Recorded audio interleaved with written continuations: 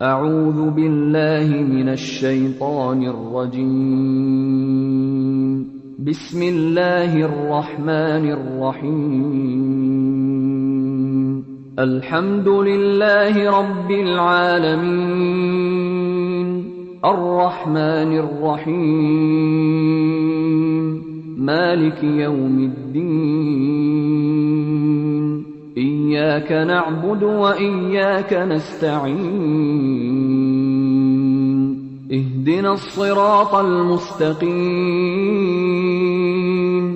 صراط الذين أنعمت عليهم غير المغضوب عليهم ولا الضالين.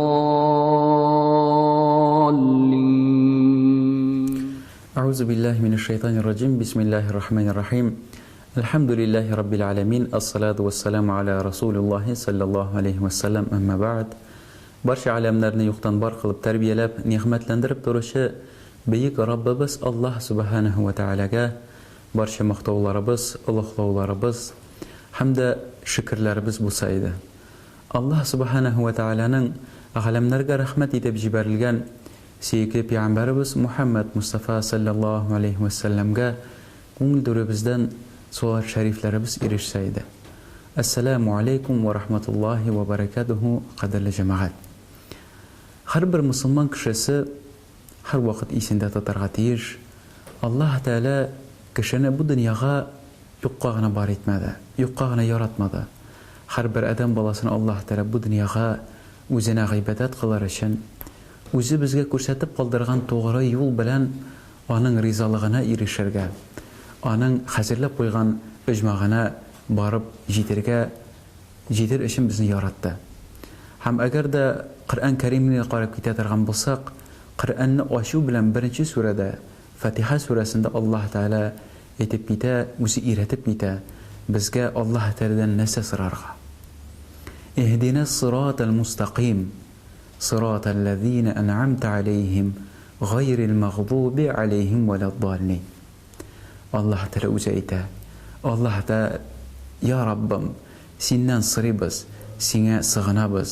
O'zingning to'g'ri yo'ling bilan siratal mustaqim, to'g'ri yo'ling bilan bizni olib bor. Adashqanlar ham sening oshung ostida qolgan bandalarning yo'lina bizni kiritmisha deb Alloh taoladan so'rarga bizni qo'shdi. Bu surani biz kun sayin 5 vaqt namozda o'qiymiz. Qadrli jamoat, ikkinchi oyatlarni qarab ketadigan bo'lsak, Zariya surasining 56-oyatida Alloh taolo aytadi: A'udhu billahi minash shaytonir rojim va ma xalaqtul insa wal jinna illa liya'buduni. Alloh taolo men adam bolalarini ham jinnlarni bu dunyoga yo'qdan bor etdim, bir o'zimagina g'ibodat qilsinlar uchun de. Ayya. Bunda kelib chiqa ikkinchi so'roq muhtaram jamoat. Anarsa Alloh taolaga bizning g'ibodatimiz kerakmi ekanni? Alloh taolaning biror milkati, ne'mati, darajasi bizning qilgan g'ibodatlarimiz bilan ortarmi ekanni? Yo'qmi? Hammaga javob bo'lib payg'ambarimiz sallallohu alayhi vasallam hadisini qaytamiz. Payg'ambarimiz sallallohu alayhi vasallam Muaz bin Jabal bilan Abu Zar al-Arifi degan kishi bilan ali ul bola Abu Zar bilan bir eshak ustida o'tirib borganda Alloh taolaning so'zlarini onlarga aytib berdi. Alloh taolo aytadi: "Ey bandalarim, siz menga bir nindi foydada, ham siz menga bir nindi zararda keltira olmassiz" dedi. Agarda siz bitinigiz, birinchilarigiz, ham sing'ilaringiz, kishilardan ham jinnlardan bo'lganlaringiz, orag'izdagi eng yaxshi, eng izgi kishi kebek bo'lsagizda, mendagi bo'lgan milkat, mendagi bo'lgan har bir narsa bir niqadarda ortmas edi. Agarda sizning birinchilaringiz ham sing'ilaringiz, kishilardan ham jinnlardan orag'izdagi eng ashaki kishi kebek bo'lgan bo'lsangiz edi, mendagi bo'lgan narsaning izginasida kemimagan bo'lar edi.